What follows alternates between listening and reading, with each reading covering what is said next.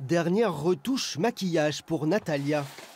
Dans son petit appartement à Saint-Raphaël, elle se prépare pour partir au travail. Sur la route, elle croise régulièrement Zilke, la propriétaire. Bonjour.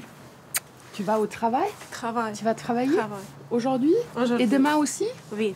Ok, allez. Ok. Bonne journée, madame. Bye bye. Au revoir. Européenne convaincue, cette pédiatre d'origine allemande a mis à disposition une partie de sa maison. Une solidarité qui a permis à Natalia de chercher sereinement du travail. Elle nous disait qu'elle voulait travailler.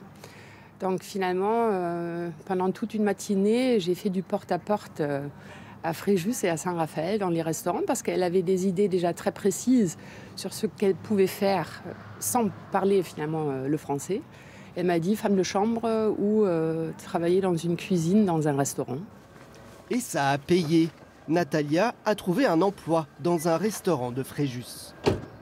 Chaque jour, elle s'y rend en voiture. J'aime vraiment mon travail parce que l'Ukraine est une nation courageuse. Ça m'aide aussi à être moins triste.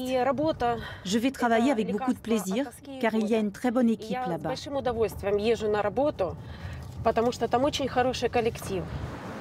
C'est dans cette pizzeria du bord de mer que Natalia travaille.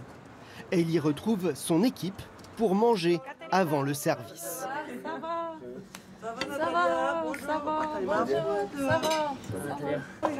Ici, Natalia a trouvé presque une deuxième famille. Elle est là depuis le mois d'août avec nous, c'est un peu devenu notre famille, notre protégée, puisque c'est pas évident de vivre loin de sa famille, de son mari, de son fils. Imaginez-vous une minute d'être loin de vos enfants. Ça fait des mois qu'elle est là, 1 an presque. Mon personnel, c'est comme mes enfants. C'est comme si c'était les miens. Vous l'avez adoptée en fait? Oui. Natalia, oui.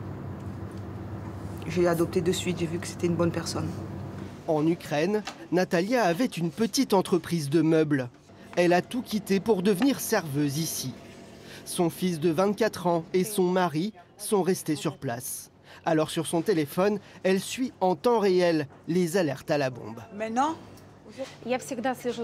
Je suis toujours les dernières nouvelles.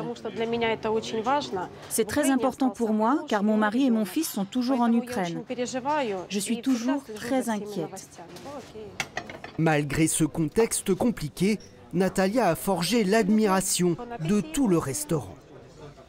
Bon appétit. Merci. Merci. Je me suis souvent servi de son état d'esprit positif pour justement montrer que quand il y a de vrais problèmes, on peut garder le sourire et la positivité, la tête haute. Parce que vraiment, sur ce plan-là, elle est très émouvante. Même si elle a trouvé sa place en France, Natalia n'a qu'une hâte, retourner en Ukraine, auprès des siens. Mais sa ville, Kharkiv, est toujours la cible d'intenses bombardements russes.